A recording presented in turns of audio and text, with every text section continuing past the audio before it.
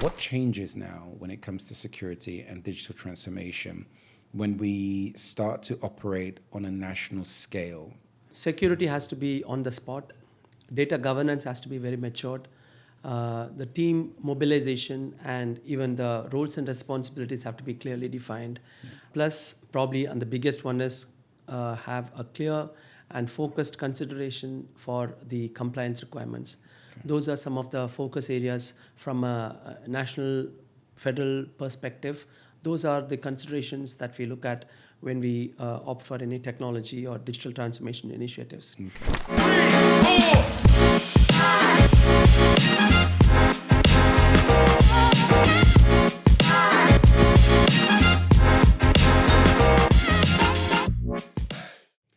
Hello and welcome to another episode of Digital Transformation Talks. I am your host, Khalid Akande, Principal Architect and owner of Akadis Global. Today, I'm joined by Vijay. Vijay has over 2 decades of experience working in digital transformation security, both at organizational level and at a national level. And we're really excited today to dive in to the world of digital transformation, but more specifically, the impact and importance of security and digital transformation, and making sure that when we are going through these transformations, security is not something that is left behind. Vijay, welcome to the show. Thank you. It's good to be here. It's great to have you here. So look, let's get started. Just tell us a bit about yourself and your background and your main area of expertise. Yeah, so I have about 25 years of experience across technology and cybersecurity. I started my career as a programmer back in time. Then I slowly moved into system analysis. And in 2011, I had an initiative to work on a security project. And from that point onwards, I've been completely into cybersecurity. So I have about 14 years of experience within the security space. Amazing. And so I'm so interested today to dive into the topic of security because it covers a broad range of things when we talk about digital transformation. But before we dive in, I want to first just get from you as an expert and from your experience, the key difference between critical infrastructure and the security needed for it, both like you've seen for organizations and at a sort of national level or enterprise scale. Yeah, so when it comes to critical infrastructure, especially what we call a CNI, critical national infrastructure or critical information infrastructure as we call it here in the UAE, the concepts of availability, confidentiality and integrity goes on a completely different level. We cannot afford to have downtime. Absolutely not acceptable. Not even 99.69s are not even acceptable, because here we are dealing with literally the safety and security of citizens. People's lives are involved. So there is this extremely huge element of availability that has to be considered and taken into account in every decisions that we make, whether it is technology, whether it is operations, whether it is even availability, whether it is even the kind of technology upgrades that we are planning. All that has to consider the availability angle, and that's huge in critical national infrastructure. Especially what we have observed is over the years, we have noticed that critical national infrastructure has often been a target. When two nation states go at each other, we have observed that of late, let's say in the last 15 to 20 years, this is a common target. Yeah. That actually adds another element of criticality to the overall domain. Yeah, I mean, so you've just mentioned national security there, and obviously given what we've experienced just recently globally and things going on in the world, just go a bit deeper into that. What's truly at stake if this is something that is not addressed properly? Well, if it is not addressed properly in terms of authorities not being proactive, the nation's leaders not seeing the value of it, then it can really compromise the nation's security. Having said that, we are fortunate to live in a country which takes cybersecurity extremely seriously, technology, AI for that matter. So we have a proactive leadership that actually is at the forefront of developments, R&D, in terms of focus, in terms of investments, in terms of being able to adapt to new emerging technologies, new technologies. So in that sense, we are extremely lucky to have a leadership. The UAE Cybersecurity Council as well has been doing tremendous work in this area, making sure that the national as well as federal entities are quite up to speed when it comes to security. So they have been quite up to the mark when it comes to defending the nation. Yeah, I couldn't agree more, and I think it's one of the most or more impressive things about the UAE and this region. I think there's a lot of initiatives when it comes to the advancement of technology and integrating it into everyday life. You have first-hand experience working within government authorities within the UAE. What have they done that's actually worked, and what has been the benefits that you've seen so far that maybe the everyday person doesn't see? So in terms of foresight, in terms of the vision that the leadership has, it's second to none. Back in time, I believe that UAE was the first nation to have a dedicated minister for AI, and that was much before the advent of the Chat GPT and the generative AI tools that exploded sometime in 2022, I believe. But much before that, they were driving the innovation. So whether it is blockchain, whether it is AI, whether it is cybersecurity, they have been at the forefront, and they are probably few years ahead of the curve when it comes to the other nations, some of the other nations. So whether it is any of the initiatives, even in terms of regulations, now we have the information assurance standard, which is a well-rounded, matured framework that organizations can adapt to make sure that their cybersecurity is up to speed. So whether it is even collaborating with industry leaders, they have been at the forefront. There are so many initiatives that we can see, even the big data platform, even the national SOC. So we have the National Security Operations Center, which consolidates the SOC of all the other entities. And that's a tremendous initiative, probably the first of its kind in the world. Yeah. So there are quite a few that we can name. Yeah. So, I mean, if we're looking at, we're talking about UAE, we're talking about an entire country here who, like you say, they're at the forefront, it seems, of every technological advancement that seems to be happening at any given moment. How do they remain so resilient from a security point of view whilst onboarding and being at the forefront of all of these emerging technologies? Yeah, so even the governance aspect of it, they make sure that the governance goes along with it. Oftentimes, we see that technological development often pushes governance out of the way. Risk management, compliance, ethical considerations, especially when we talk about AI. But in this nation, they have made sure that governance and the technology advances are in line. And making sure that things like respect of people's privacy, things like responsible innovation, those are considered as well. Yeah. So people's safety probably is the most important considerations in most of these initiatives. Yeah, and so this is something we deal with as well in sort of our field of digital transformation when we're working with large organizations, and it's. When it comes to the importance of security, like I say, it's not an additional piece. It's not an optional piece. It's not something we layer on top. It has to be integrated into what we are delivering. Just talk to us in the audience about the importance of going through any kind of digital transformation and making sure that security is integrated into that rollout and why it's necessary and how you normally in your field make sure it's leading at the forefront of everyone's mind. So a few years ago, the approach was to actually have a security approval just prior to go live. And security used to be, there used to be a joke that the police usually is the last to arrive in a crime scene. And security usually shows up right before go live. And they used to be under tremendous pressure to approve because the go live date is fixed. But that approach has changed dramatically over the years. Now we talk about secure by design, which means that when a project is conceived, even at the conceptual stage, security has to be involved to have a thorough overview of the risks that might be involved and what kind of governance controls have to be there. By the way, security's role also has evolved. It used to be that security people used to be thought as the showstoppers. They rain on everybody's parade.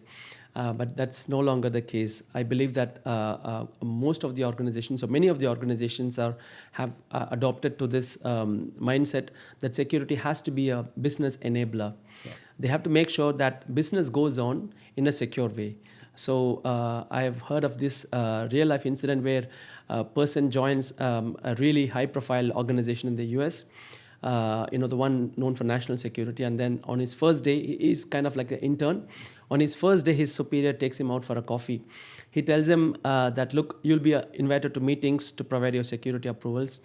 I want you to be very attentive, take the notes, make sure that you ask the right questions. At the end of the meeting, they'll ask you, is it security approved? You have to say no. Kind of like the default answer. And he says 80% of projects will stop there because it doesn't have a security approval.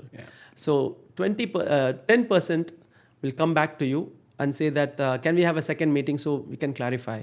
I want you to attend, I want you to take notes, and at the end of the meeting, you have to say no. Okay, so 95% of the meeting of the initiatives will stop there because obviously they don't want to proceed. 5% of the initiatives will come to me. I'll take it from there, so you don't have to worry. So, that was the approach. You have to just deny without giving any even reason. It used to be like a black box. But then that approach cannot work now. You have to really work with the business, making sure that you are bringing your security value.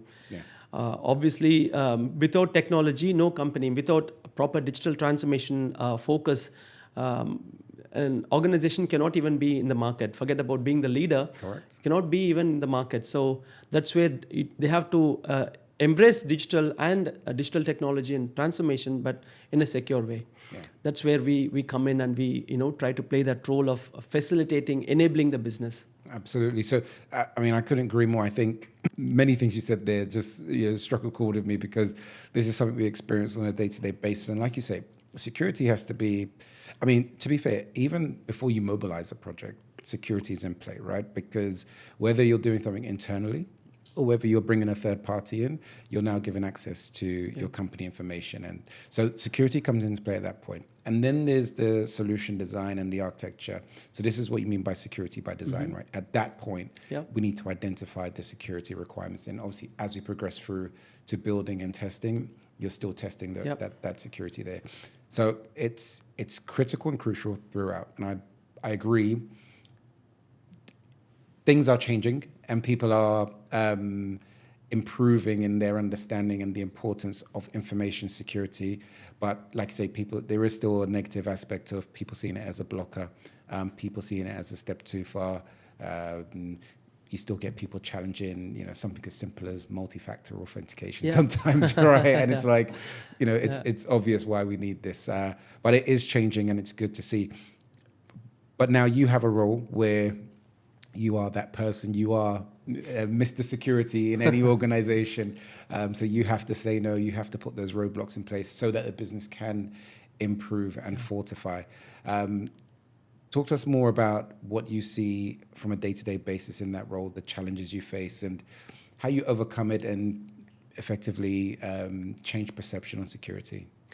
Yeah, if you look even 10 years from today, 10 years ago, we had already embarked on a journey that has resulted in an extremely steep learning curve, investing curve for organizations. Step back 10 years, let's say 2014, even 10, 12 years, it all started with digital transformation, right? 2014 was that, it was a hot topic. And then, of course, in order to transform digitally, you need to focus on data. So big data, right? Big data, blockchain technology came in. And then there was, of course, the COVID, the pandemic that resulted in a huge change in technology landscape, technology infrastructure for companies. And then came the generative AI tools that's been, and from there onwards, the AI and Gen AI, they have resulted in a tremendous growth for organizations. And they have had to continually evolve and adapt and be versatile, be resilient with these changes. So this is actually the biggest challenge that we face with most organizations. Later than they get settled with one technology, the other one it's already at the door. Yeah. And they have had to continually evolve, continually be agile. We talk about technology agility. Organizations have had to be agile. They've had to embrace technologies. They've had to think and rethink the way that they do business, even the way that the workforce works. Right, COVID was a biggest example of that. Yeah. Where you had the HQ concept, you had the satellite offices, you had the offline workers, offsite workers. But then now there is no offsite and there is no HQ. Yeah. The whole concept of HQ and then a secure perimeter, that's no longer in play. Yeah. So this is the biggest challenge.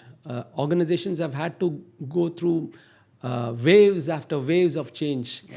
And for the most part, we have done well. To be fair, there are so many complaints that we can raise about investments or security, technology not being, but then we have done very well under the circumstances, I would say. We have. And it's about identifying where we can improve. So where we can improve is making sure that there is a proper communication across the board. That's where I would love to see a major initiative where it's not just the board, it's not just the senior leadership, it's not just the middle management. It has to be a complete, well-structured and well-designed communication framework that has to be in place to make sure that every stakeholder is involved. I couldn't agree more. And you mentioned something there, and it's a challenge I'm seeing with a lot of organizations, speaking to a lot of CIOs and CTOs at the minute with AI. And we talk about companies being agile. There's a lot of companies and organizations at the moment that want to onboard AI, and many are struggling or are not able to be agile. Why? Because there is still uncertainty as to what it means with regards to information security and data security, and data protection.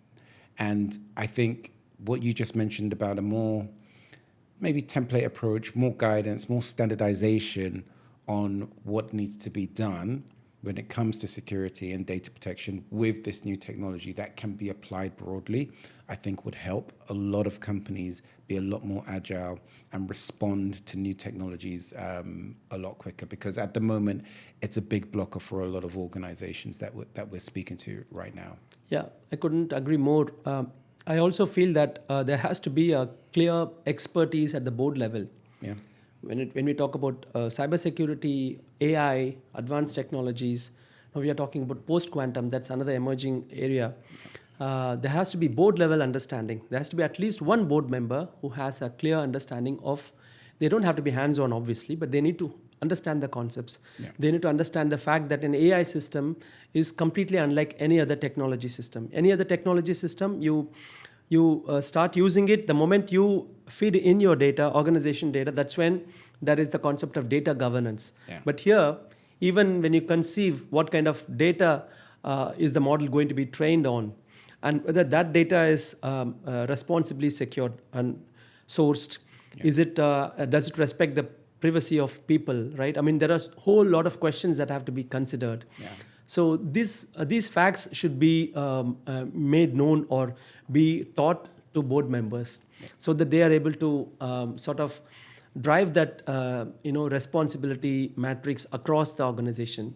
I agree, and it just came to mind. Do you see it? I know it exists when we talk enterprise scale. I know it already exists, but do you see the role of security officer within an organization? We see it in large enterprises, but do you see that role becoming more and more important even in smaller organizations where your org structure now, you can't just consolidate, information security is a job that sits within somebody within IT or, as it is today, right? Yeah. Do you see it becoming more and more important that role, standalone role, starts to exist in more and more organizations because of where technology is going, because we're talking about AI being in majority of organizations over the coming years? Do you see that path to evolution happening? Yeah, I think there's been quite a lot of flexible, arrangements that we have seen in the market. The CISO, right, the virtual CISO, is something that we have seen grow over the years. So, for instance, an organization may not have a full-fledged CISO role. They do not they do not need it, and they don't want to have that budget. However, they can have a CISO role who comes in for a specific number of hours every month, and then it's sufficient. Yeah. So that oversight has to be there. Yeah. I think that's where we are getting, where and no organization, irrespective of the size, can claim to have immunity from from the authorities. For instance, when things go wrong, they are liable. Yeah. It doesn't matter how big or how small they are. No, I couldn't agree more. And just, I want to go back to the fact that obviously, because you're in a government role now and working sort of in an official capacity from that point of view, what changes now when it comes to security and digital transformation when we start to operate on a national scale? Like what changes in terms of what you do and from what you've seen, because you've obviously had roles in the past working, on digital transformation. If we were talking about ERP solutions and some of the solutions you've designed there, now you're dealing with digital transformation at a national scale. What changes? Security has to be on the spot. Data governance has to be very matured. The team mobilization and even the roles and responsibilities have to be clearly defined. Plus, probably, and the biggest one is have a clear and focused consideration for the compliance requirements. Okay. Those are some of the focus areas from a national, federal perspective. Those are the considerations that we look at when we opt for any technology or digital transformation initiatives. Okay. And we try to, we strive to have security from the design phase, so making sure that all across, from concept to decommissioning, security is considered, especially with respect to data perspective, protection of data, security of data perspective. Okay, no, that's interesting. And then, so what is it? I mean, when you go out now and we're looking at vendors, and if we think about some of the big ones, we're talking Microsoft Azure now. I mean, I know it's out of the box again at an enterprise scale. We know it's enterprise grade platform management and platform as a service. Is there anything additional you're requiring or asking of Microsoft to support, national and government projects? Well, one is a non-negotiable requirement, which is that they should have their data. Our data should be within the geographic boundaries of the UAE. We cannot afford to have neither the primary nor the DR data center outside of the nation. That's one non-negotiable requirement that we have. Apart from that, we have a clear relationship with their legal team as well in terms of data protection, in terms of whether they're able to support us on certain compliance requirements that we have, which are also non-negotiable. But otherwise, for the most part, vendors are quite comfortable with this requirement. Because they have become, over the last couple of years, they've just made sure that whatever we ask, especially the data residing within the nation, I think it's a given. It's a given for most big data, service providers. Okay, no, that's really good. And then, so now I think I'm very grateful we have you in today, because again, like this is a topic close to my heart, just given what we see on a day-to-day basis, and we interact with so many organizations, and we see the blockers, we see the inability we see projects stall because organizations don't have full understanding of security and the impact it has on the business and information systems. What are some of the biggest mistakes you see from leaders when it comes to information security? Well, adopting digital transformation initiatives and projects without sufficient consideration or required focus on cybersecurity, information security is a big, I think that's a big, one of the major problem areas. And that's where I believe that there has to be also the senior leadership has to be trained on certain basic things. They have to understand that digital transformation is good, but when it is not done properly in a secure manner, it can actually lead to a massive potentially damaging lawsuit. It could be a litigation. It could be a fine issued by an authority which has an impact on their bottom line and top line. So those are things that have to be absolutely clear on. And for the good part, they are doing it well. So we have the DevOps and then DevSecOps.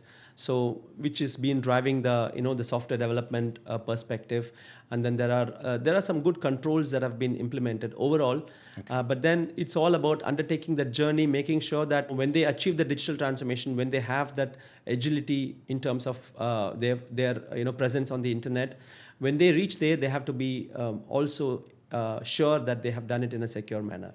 Okay. Because it's much easier and less expensive to do it while considering security at the start, right at the design phase, rather than as an afterthought. After the fact, yeah. Yeah. If an organization is doing it and then security comes in as a retroactive initiative, it probably costs 5 times more.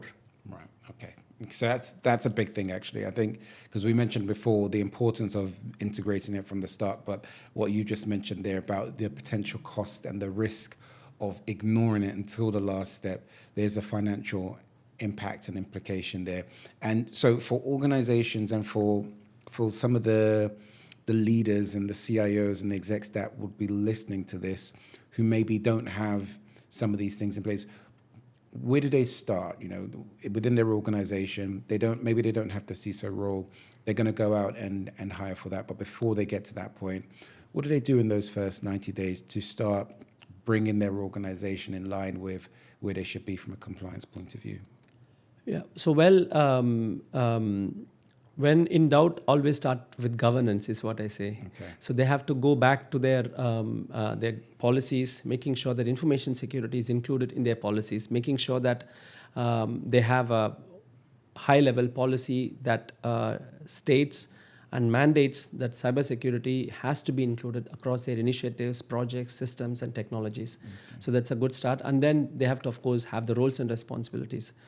Either it could be in-house, or if they feel that no, we don't merit a full-time CISO or leadership role, it can be outsourced. But at the end of the day, either they have to be doing it or they have to be paying someone else to be doing it on their behalf.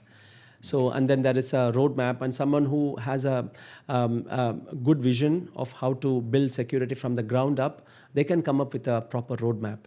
It's all about sticking to the roadmap and making sure that whatever investments they're making within the security space, it gives them good value, because that's again massive.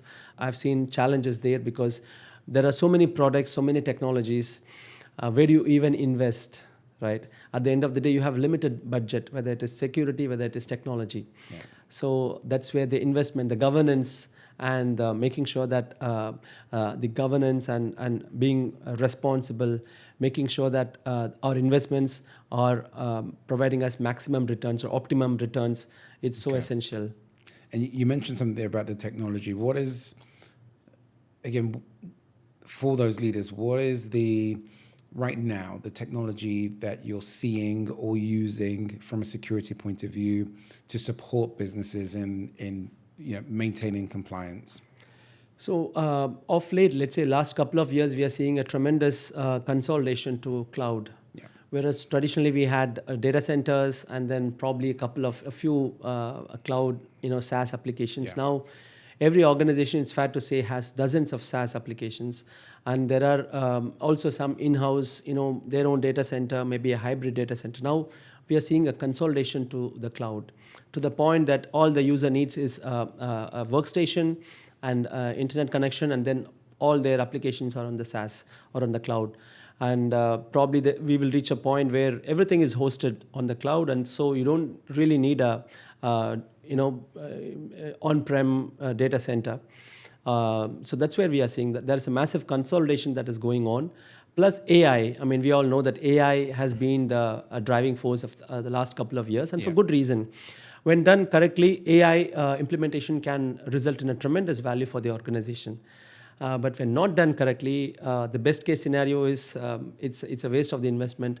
The worst case scenario is things going wrong, litigation. We all know, well-known organizations who chose to implement an AI recruitment system, which was quite biased towards a particular, Yes. right? It could be a class of, it could be a race, it could be a language, whatever it could be. That's what we don't want. I mean, no organizations want that. So that's where, they have to be very, very careful when they adopt an AI system. It has to be actually also the optimal value for their AI investments.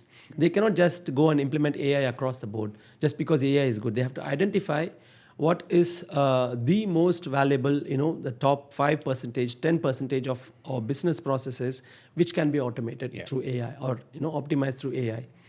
So that's a big decision. And are you seeing, just while we're on AI, are you seeing the development of AI-driven tools within the security space in terms of, obviously we can speak, and you just mentioned on security when it comes to implementing AI itself, but are we seeing any AI-driven security tools coming into the market that you have visibility over that maybe is starting to be used at an enterprise scale? Yeah, there have been quite a few AI-focused initiatives and enhancements.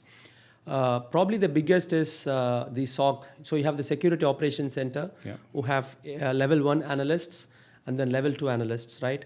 So level 1 analysts, their job is completely being kind of handled by AI systems now for many organizations when done correctly. So AI is the first level. It validates and then it does the triage, and only when it needs a human expertise to process that alert, it gets passed down to L2. So that's probably the biggest enhancement that I have observed. Plus, there are across the board AI tools are playing a role, whether it is making sure that false positives are filtered out, making sure that user behavior analysis, right? There's been a tremendous, even I use AI on a daily basis. If you want to actually use the expertise of AI, and then you can augment, whether it is policy making, whether it is even doing an assessment of a particular system. It's a tremendous, they call it a force multiplier. So it's a force multiplier, and it's all about how to use it in the optimum way. Even within a security operations center or the cybersecurity department, it has to be optimally used. No, I couldn't agree more. I think from even everything you've explained to us today, when failure isn't an option within the business because failure means a breach, like say litigation, cost, you've got to have that security layer integrated from the start. Before you even start with the security, the governance has to be in place. And I think if we follow your steps and we have that governance in place, we have the right people and the right roles in place, and we have that security layer working and threaded all the way through all of our process and everything we introduce, I think it's very easy to adapt and adopt things like AI to optimize and provide that false multiplier at the end of the day. So no, I think everything you've said there really makes sense. And honestly, Vijay, it's been a masterclass in security, in digital transformation, and how it can be used and how it should be used by leaders and organizations across the world. So best of luck in all your endeavors and everything you do. I'm keen to speak to you again as we see more and more developments with technology and security. Thank you for your time today. Thank you, Khalid. I enjoyed interacting with you, and sure, we'll catch up and we'll discuss more because this is my passion. I think I see the same passion in you. Digital transformation, security, it's kind of like a good complement to each other. It is. So yeah, nice interacting with you. Thank you. Thank you very much. Speak soon. Thank you.